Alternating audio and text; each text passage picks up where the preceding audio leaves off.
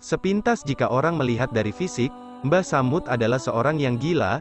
Bagaimana tidak setiap hari dia berpenampilan layaknya orang dekil, tidak terurus, hidupnya hanya mondar-mandir dari pasar ke pasar, persis seperti tidak punya arah tujuan. Tapi siapa sangka, Mbah Samud ternyata adalah seorang wali besar, paku buminya tanah Jawa. Dalam kesehariannya, Mbah Samud sering terlihat dari Pasar Kaliwungu Kendala, Pasar Mangkang Semarang, Pasar Jeraka Semarang, Pasar Karangayu Semarang, Pasar Bulu Semarang. Ia juga sering tidur di Pasar Jeraka Semarang, kadang berjalan kaki, namun terkadang numpang angkot, dan para sopir angkot pasti merasa senang jika ditumpangi Mbah Samud. Kenapa? Karena saat dia naik angkot, banyak orang memberikan sedekah kepada Mbah Samud. Namun semua uang sedekah itu tidak ia makan sendiri, bahkan semua diberikan kepada sopir angkot, begitu seterusnya.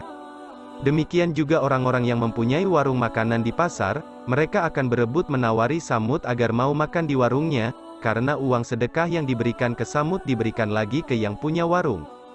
Sebenarnya banyak orang di pasar-pasar tersebut yang sudah menyadari keanehan Samud, mereka bilang kalau Mbah Samud bukan orang biasa, maka tidak boleh diganggu. Termasuk kebiasaan Samud yang sering tidur beralaskan daun kurma yang masih baru, basah, dan sering membawa buah kurma yang masih muda, hijau, entah dapat dari mana. Samud ditemukan meninggal di Pasar Jeraka Semarang, setelah mendapat salam dari Mbah Hamid Pasuruan yang dititipkan orang Kendala yang sowan Mbah Hamid. Jenazah beliau dirawat oleh Modin Jerakah dan dimakamkan di TPU Bergota Semarang. Terkuaknya kewalian Wali Samud Semarang oleh Mbah Hamid Pasuruan. Pada suatu hari, ada tamu dari Kendala sowan kepada Mbah Hamid. Singkat cerita, Mbah Hamid menitipkan salam untuk Wali Samud yang kesehariannya berada di pasar, menitipkan salam untuk seorang yang dianggap gila oleh masyarakat Kendala dan Semarang. Wali Samud kesehariannya berada di sekitar pasar dengan pakaian dan tingkah laku persis seperti orang gila, namun tidak pernah mengganggu orang-orang di sekitarnya. Terkadang beliau membantu bongkar muat barang-barang di pasar dan tidak mau dikasih upah. Tamu tersebut bingung kenapa Mbah Hamid sampai menitip salam untuk Samud yang dianggap gila oleh dirinya dan orang-orang di daerahnya.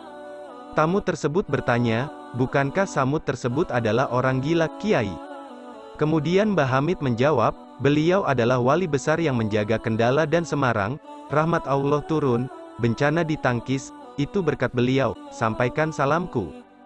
Kemudian, setelah si tamu pulang ke Kendala, menunggu keadaan pasar sepi, dihampirinyalah Wali Samud yang dianggap orang gila itu. Assalamualaikum, sapa si tamu. Wali Samud memandang dengan tampang menakutkan layaknya orang gila sungguhan, kemudian keluarlah seuntai kata dari bibirnya dengan nada sangar. Waalaikumsalam, ada apa? Dengan badan agak gemetar, si tamu memberanikan diri. Berkatalah ia, panjenengan dapat salam dari Mbah Hamid Pasuruan, Assalamualaikum. Tak beberapa lama, Wali Samud berkata, Waalaikumsalam, dan berteriak dengan nada keras. Kurang ajar si Hamid, aku berusaha bersembunyi dari manusia, agar tidak diketahui manusia, kok malah dibocor-bocorkan. Ya Allah, aku tidak sanggup, kini telah ada yang tahu siapa aku mau pulang saja, gak sanggup aku hidup di dunia.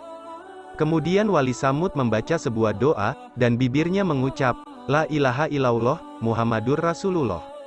Seketika itu, langsung wafatlah Wali Samud di hadapan orang yang diutus Mbah Hamid agar menyampaikan salam. Hanya si tamulah yang meyakini bahwa orang yang dicap sebagai orang gila oleh masyarakat Kendala dan Semarang itu adalah wali besar.